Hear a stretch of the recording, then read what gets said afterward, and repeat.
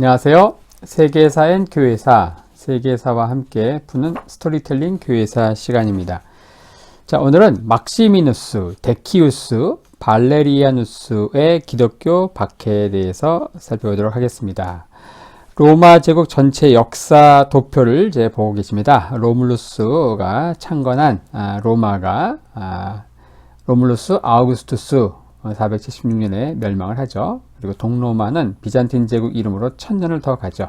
자, 옥타비아누스를 시작으로 황제가 통치하는 제정이 되고 콘스탄티누스 때 313년에 기독교를 공인하게 됩니다. 그리고 테오도시우스 때 391년에 기독교가 국교가 되죠.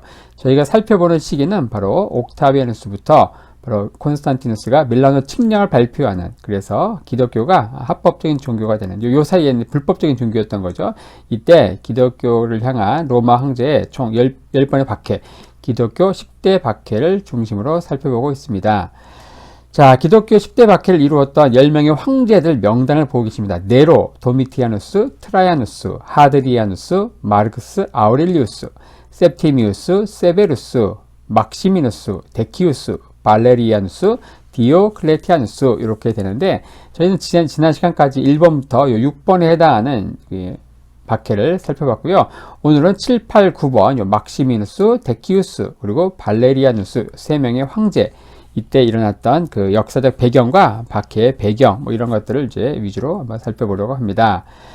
자, 팍스 로마나 주전 31년부터 주 180년까지 200년 정도의 시간, 로마로 인한 그 평화의 시기죠. 율리우스, 클라우디우스 왕조, 플라비우스 왕조, 그리고 오현제로 이루어지는 세 개의 왕조가 지나가는데, 율리우스, 클라우디우스 왕조 때는 이제 옥타비아누스, 티베리우스, 가이우스, 클라우디우스, 네로로 이어지는데, 이때 네로가 박해를 이제 하죠. 그리고 플라비우스 왕조는 베스파시아누스, 티투스, 도미티아누스로 이어지는데, 이 도미티아누스가 기독교를 이제 박해하게 됩니다. 그리고 5명의 현명한 황제가 통치했던 오현제는 네르바, 트라이아누스, 하드리아누스, 안토니누스, 피우스, 마르쿠스, 아우렐리우스, 5명의 황제 가운데 이 트라이아누스, 하드리아누스, 마르쿠스, 아우렐리우스 이 황제가 기독교를 박해하게 됩니다. 자, 이후에 이제 오현제의 마지막 황제인 마르크스 아우렐리우스가 죽고, 그 이후에 로마는 본격적인 쇠퇴기로 넘어갑니다. 자, 그 아들인 이제 콤모두스가 왕이 되지만 암살당하고, 그리고 잠시 내란의 시기를 지나고 이제 그 이후에는 세베루스 왕조가 이어집니다. 바로 이 세베루스 왕조, septimius 세베루스, 그리고 카라칼라, 이 마크린수는 아니죠. 마크린수는 이제 카라칼라 죽이고 잠시 이제 황제가 되지만, 이 사람 빼고 나머지 엘라가발루스, 알렉산더 세베루스, 요 네 명의 황제, septimius 세베루스, 카라칼라, 그리고 엘라가발루스, 알렉산더 세베루스, 요 4명의 형제가 소위 말하는 세베루스 왕조에 해당합니다. 지난 시간에 다루었는데요. 이 중에서 이제 셉티미우스, 세베루스가 기독교를 이제 박해한 황제로 기억이 됩니다. 자, 오늘은 이제 군인 황제들의 난립기 235년에서 284년까지 대략 50년 정도 이어지는 위기의 3세기, 이때 로마가 망해도 전혀 이상할 것이 없는 이 시기에 일어났던 그 기독교 박해, 3명의 황제의 박해를 살펴볼 텐데요. 자, 이때는 이제 세베루스 왕조의 마지막 황제인 알렉산더 세베루스가 죽는 235년부터 나중에 이제 군인 황제 혼란기를 종식시키는 디오클레티아누스 황제가 등장하는 284년까지 대략 50년의 시간, 이 50년의 시간을 우리가 이제 살펴보려고 합니다. 자, 이 시기에는 이제 원로원이, 거수기로 전락한 원로원이 그 최소한의 기능마저도 사라지고 각 군단에서 자기네 사령관을 제멋대로 황제로 옹립하는 시기였다. 군단끼리 실력 행사로 로마호는 이제 표류하게 되는데, 그 위기의 3세기는 이제 어떤 총체적인 위기, 구조적인 위기와 함께 멸망해도 이제 전혀 이상하지 않은 그런 시기였다. 이렇게 정리할 수 있습니다. 자, 이때 이제 나타났던 황제, 굉장히 많죠. 막시미누스 트라쿠스, 고르디아누스 3세, 필리푸스 아라부스, 데키우스, 트레보니아스, 발레리아누스, 갈리에누스, 클라우디우스 고티쿠스, 아우렐리아누스, 타키투스, 프로부스, 카루스, 이 명단은 많지만 거의 대부분 다 암살당한 황제인데, 이 중에서 우리가 막시미누스 트라쿠스, 그리고 데키우스, 그리고 발레리아누스, 이 세 명의 황제가 이 군인 황제 난리기 가운데 등장했던 황제 가운데 기독교 박해의 그 이름을 올리는 황제로 기억이 되죠. 자, 뭐 각각의 황제들을 한번 간략히 한번 살펴보겠는데요. 막시미누스 트라쿠스, 이 사람은 이제 교황과 담쌓은 촌뜨기다. 자, 이 트라쿠스가 이제 황제 이름에 붙어 있는데 이 트라키아 지역의 촌뜨기였다 해서 트라키아는 지금의 불가리아입니다. 아버지가 이제 촌뜨기 완전 하층민이었죠. 이 사람은 이제 군단 내 장사 대회를 하면 단골 1등이었어요. 아주 완전 타고난 장사죠. 그래서 septimius 황제 때 경호원으로 발탁됩니다. 그러다 나중에 황제까지 되는데, 자, 근데 마크리누스라는 사람이 자기를 이제 경호원으로 발탁해준 septimius 세베루스 황제의 아들인 카라칼라를 죽이고 이제 황제가 되죠. 그러니까 고향으로 가버립니다. 낙향해버리죠. 자신의 은인의 아들을 죽인 자는 섬길 수 없다 하면서. 하지만 이제 마크리누스가 암살되자 이제 세베루스 왕제가 복귀되죠. 그리고 나서 승승장구하게 됩니다. 그리고 어부지리로 황제의 자리까지 오르게 되는데, 이 사람이 잘하는 건 전투밖에 없습니다. 그래서 무조건 전선을 돌아다니면서 전투를 하죠. 그래서 국경이 굉장히 평안해졌다. 만약 이 사람이 오래 살았다면은 로마 역사는 이후에 완전히 달라졌을지도 모릅니다. 하지만 이때 원로원이 완전 바보짓을 하는데, 완전 시골 촌뜨기고 황제랍시고 이제 하는 걸 볼 수가 없는 거예요. 원로원은 당시 기득권층을 대표하는 집단이었죠. 그래서 자신의 이제 원로원 의원 가운데 고르디아누스와 그의 아들을 공동 황제로 추대합니다. 그리고 당시 3년간 전선을 이제 동분서주한 이 막시미누스를 반역자로 선언하는 이 바보짓, 완전 자충수를 두게 됩니다.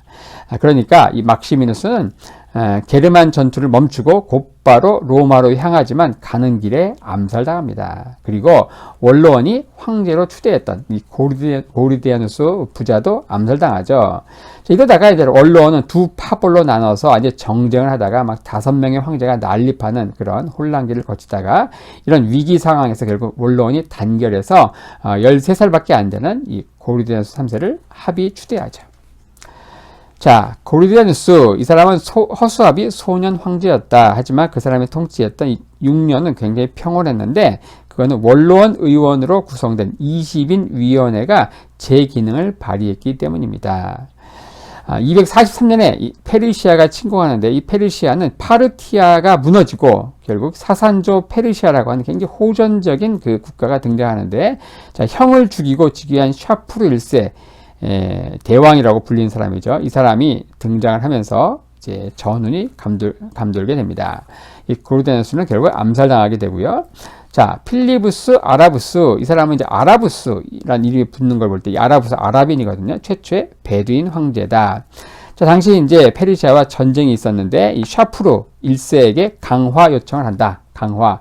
자, 바로 이제 로마가 있죠. 그리고 옆에 이전에 이제 파르티아 지역이 영토 요랬는데 사산조 페르시아가 등장하고 영토가 굉장히 확장이 되면서 굉장히 호전적인 이 페르시아와 결국 로마는 몇 차례 이제 붙게 되고 나중에 황제가 막 생포되고 굉장히 엄청난 위기 상황까지 이제 몰아가는 그 국가가 이 사산조 페르시아였다.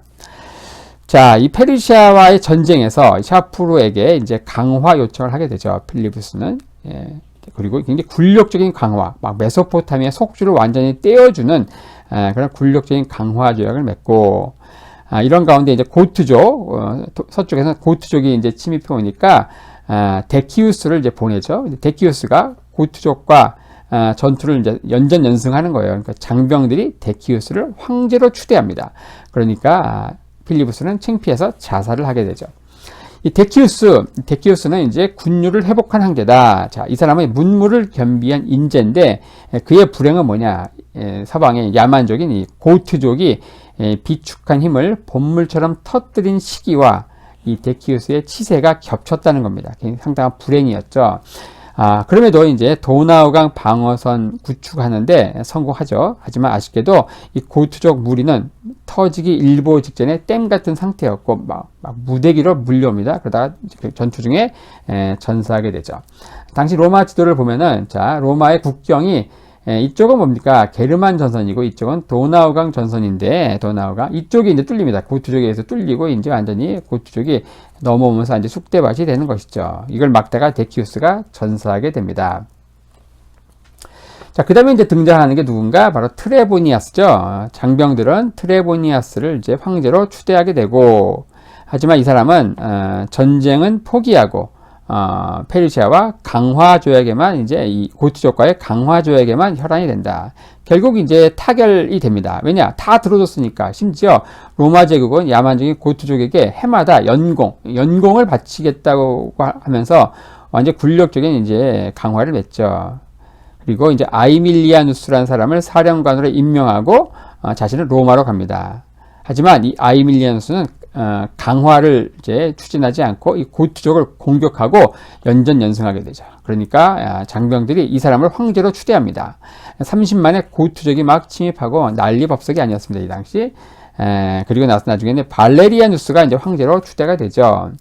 자, 발레리아누스, 이 사람은 최초로 적군에게 생포된 황제다. 자, 이 발레리아누스는 자신의 아들 갈리에누스와 공동 황제로 즉위합니다. 왜냐하면 당시는 이제 한 명이 대처하기에는 굉장히 버거운 위기 상황의 연속이었기 때문이죠.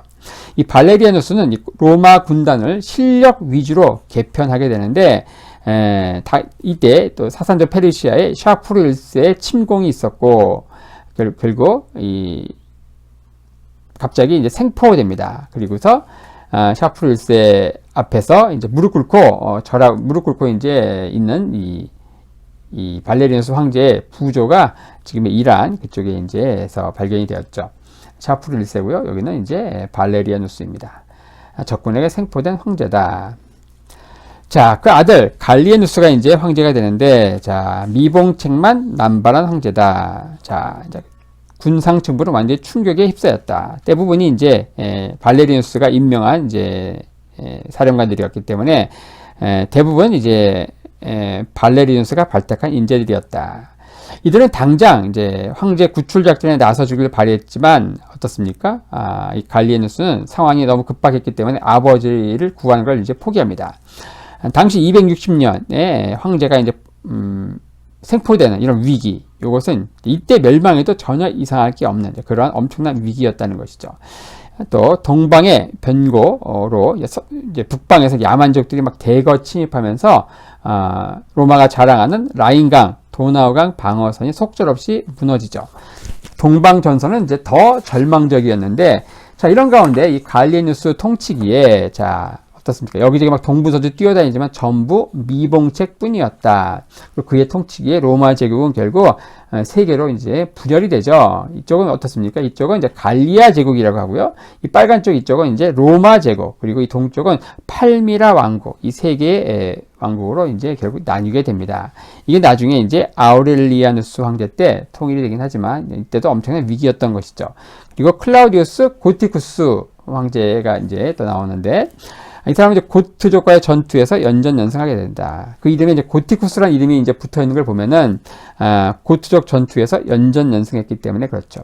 이 사람은 이제 일리리아, 지금의 크로아티아 농촌 출신의 그 하류층인데, 고트족과의 전투에서 잡은 이 포로들을 잘 다루었습니다. 건강한 자들은 이제 로마군에 편입시키고, 나머지는 무장을 해제시킨 이후에 국경 근처에 이제 황무지를 주고서 이제 농사를 짓도록 하죠. 그래서 농산물 생산량이 증대되고 굉장히 이제 긍정적인 효과가 나타납니다. 하지만 안타깝게도 이 사람은 이제 전염병으로 사망하게 되고요. 원로원은 이제 다루기 쉬운 이제 그의 동생 퀸틸루스를 황제로 지명하지만 군단에서는 탁월한 무장이었던 이 아우렐리아누스를 지명하게 되죠. 그리고 퀸틸루스는 자결하게 됩니다. 자, 아우렐리아누스, 이 사람은 이제 3세기에 등장한 황제적 군계 일학의 인재였다. 자, 이 사람의 이름을 딴 성벽, 아우렐리아누스 성벽이 지금도 로마에 가면 이제 보실 수 있는데요. 로마를 둘러싸고 있는 이 성벽, 요게 이제 이 아우렐리아누스, 이 3세기 군인 황제 통치기에 등장했던 군계 일학의 황제인 이 아우렐리아누스, 그 이름을 따서 만들어진 성벽입니다. 바로 이제 사진으로 보면 이렇게 이제 돼 있고요. 로마 가시면 이제 보실 수 있습니다. 자, 이 아우렐리누스가 통치했을 때는 이보다 더 나쁠 수는 없다. 이 말이 딱 적당한 것이 당시 로마의 상황이었습니다. 반달족이 침입해 오지만 전면에 가까운 이제 격퇴를 했고요. 그리고 말씀드린 대로 이 아우렐리누스 황제 때 이제 3등분 됐던 로마 제국이 다시 하나로 통일이 됩니다. 그는 이제 사산조 페르시아에 안가풍하기 위해서 이제 공격을 하지만 결국 가다가 노예에게 암살되면서 결국 그 뜻을 이루지 못합니다. 그다음에 타키투스가 등장하죠. 이제 딱 5개월간 이제 황제가 이제 임명이 안 되는데 결국 이 타키투스가 75세의 나이에 황제가 된다. 전 재산을 기부해서 바닥난 로마의 국고를 채우면서 인상적으로 직무를 시작을 하는데, 이분은 이제 페르시아 진군 중 너무 나이가 많기 때문에 고령으로 사망하게 되죠.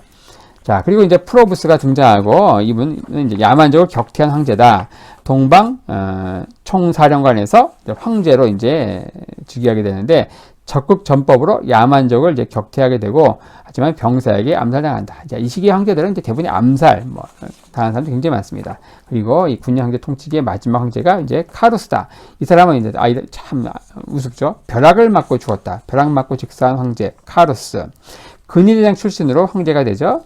두 아들을 공동 황제로 지명하고 맏아들은 로마로 보내고 자신은 둘째와 함께 페르시아 원정을 가는데 결국은 이제 페르시아 수도인 크테시폰을 함락하게 됩니다. 하지만 함락후 돌아오다가 벼락에 맞아서 즉사하게 되죠. 자, 이렇게 하면서 50년간 이어진 군인 황제의 통치기, 군인 황제 날리기의 그 역사를 대략적으로 한번 살펴봤는데, 이 중에서 이제 바로 막시미누스 트라쿠스, 그리고 데키우스, 발레리아누스 이 세 명의 황제 때 있었던 기독교 박해의 배경을 간략히 한번 살펴보겠습니다. 먼저 막시미누스 트라쿠스의 기독교 박해. 자, 이것은 이제 굉장히 가벼운 수준의 박해였습니다. 그리고 이때 박해는 오히려 교회에 유익을 줬는데, 이때 박해로 로마 감독인 폰티아누스와 그에게 늘 딴지를 걸던 반대파 히폴리투스 이 두 사람이 전부 박해로 인해서 사르데냐 섬 광산으로 귀향을 가게 됩니다. 하지만 그 귀향지에서 두 사람은 이제 화해하게 되고 결국 히폴리투스는 죽기 전에 이 반대파에게 편지를 보내서 화합하도록 조치한 후에 귀향지에서 이제 죽었다는 것이죠. 이때 박해는 굉장히 교회에 유익이 있었다는 겁니다. 박해를 통해서 두 파가 서로 반대하던 두 파가 화해했다는 것이죠. 그 다음에 데키우스의 박해, 요것은 조금 의미가 있는데요. 자, septimius severus의 이 잔혹했던 박해 이후에 교회는 한 50년, 반세기에 걸치는 평화가 이어지죠. 앞서 살펴봤던 막시미누스 트라쿠스의 박해는 잠깐 지나갔던 찻잔 속의 태풍 수준이었기 때문이죠. 그리고 중간에 등장했던 최초의 그 아랍인 출신 황제인 필리부스는 기독교 신자였다는 또 썰이 있습니다. 이 반세기 평화 기간에 많은 개종자들이 이제 급증하게 되고, 특히 로마 상류층에서 기독교를 개종하는 무리들이 굉장히 많았습니다. 그러니까 2세기 당시에 이 기독교인들을 향한 미신적인 비난은 완전히 사라졌고요, 이 시기에. 그리고 기독교인들은 그들의 어떤 도덕적인 삶, 그리고 사랑의 교제로 선한 영향력을 이제 발휘했기 때문이죠. 자, 당시는 이제 북쪽 국경, 고쪽에 침입이 있었고, 또 동쪽 국경에는 새로 창건된 호전적인 사산조 페르시아의 위협이 있었던 시기였다. 이 데키우스는 천재적인 지도자였던 율리우스 카이사르를 흠모하는 전형적인 로마인이었는데, 우리는 이제 콘스탄티누스가 등장하기 이전에 기독교를 박해했던 황제들은 모조리 폭군이라고 생각하기 쉽지만, 사실 네로와 이 도미티아누스 두 사람을 빼면은 대부분이 현재인 경우가 굉장히 많습니다.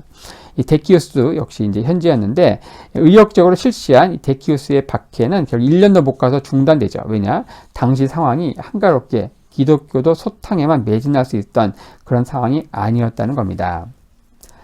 자, 이 데키우스는 이제 당시에 이 3세기 위기의 원인을 로마 시민들이 로마의 전통 신들을 버렸기 때문이라고 여겨서 로마의 옛 영광을 회복하기 위해서 로마의 전통 신들에 대한 제사를 강화하는 정책을 밀어붙입니다. 그러면서 250년에 칙령을 발표하는데, 자, 로마의 신에게 제사를 드린 후 그 증명서를 발급받으라는 칙령이었죠.